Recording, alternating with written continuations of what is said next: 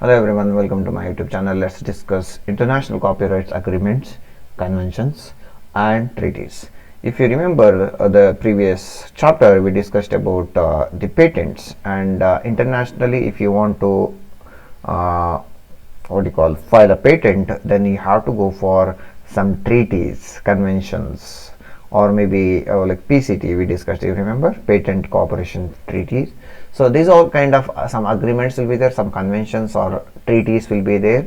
So why all these things we have to follow? Because we know that the copyrights or the patents are related to the territory itself. That means they are territorial by nature.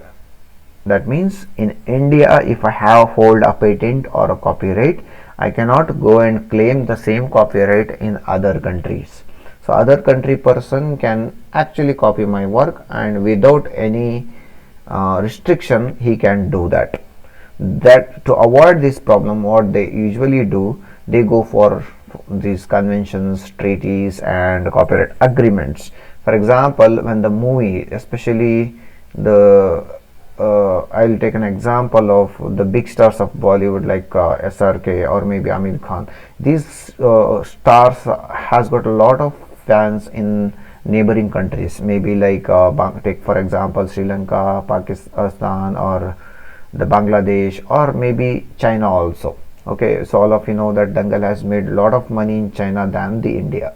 So that's what the difference. What is why I have taken this example is, when imagine these people have taken only copyrights only in India, then the movie whatever it does in other countries, that revenue you might not get it, because anybody can take that movie and they can start using that your work in other countries, if you have not gone for international copyright agreements, conventions or treaties. Now you are understanding why we need this, because if you have not gone for this, your work legally cannot fight that the Pakistan used my work. Legally I cannot fight that the Bangladeshi some producers use my work or a movie maker used my work. I cannot do that.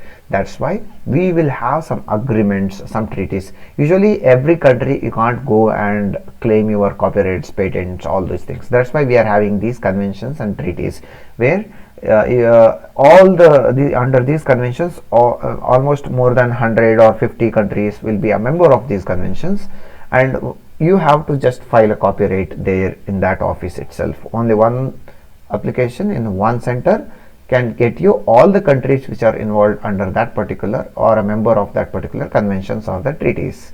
Okay, you remember PCT, under patent cooperation treaties, there were 190 countries including India.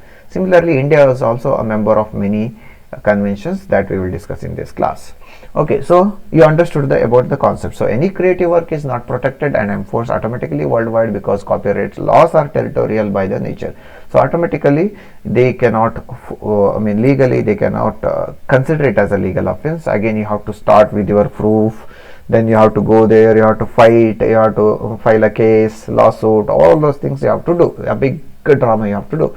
To avoid that only we are having conventions and treaties. So laws are valid only in the country in which they have been created. So to secure protection to Indian works in foreign countries, the author needs to apply separately to each country.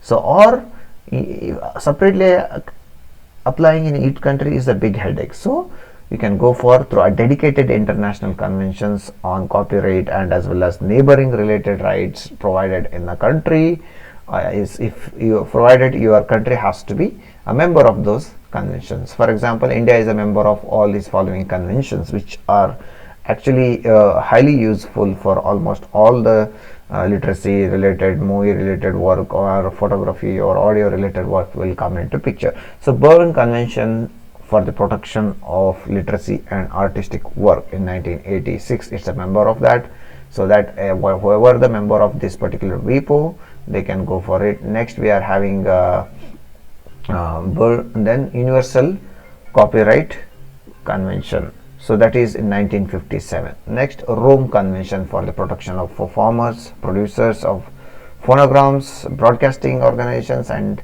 of 1961. Next we are having multilateral conventions for the avoidance of double taxation of copyright royalties, 1979. I'll have to remember all these things. Next, TRIPS, trade related aspects of intellectual property rights agreements, in 1995.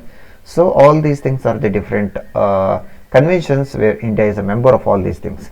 So also, if you want to go for, it's vice versa. So in India, the copyrights for of foreign authors whose countries are members of the Berne Conventions of the this 1988, Universal Copyright Convention 1952, TRIPS Agreement 1995. These all are protected through our international copyright order.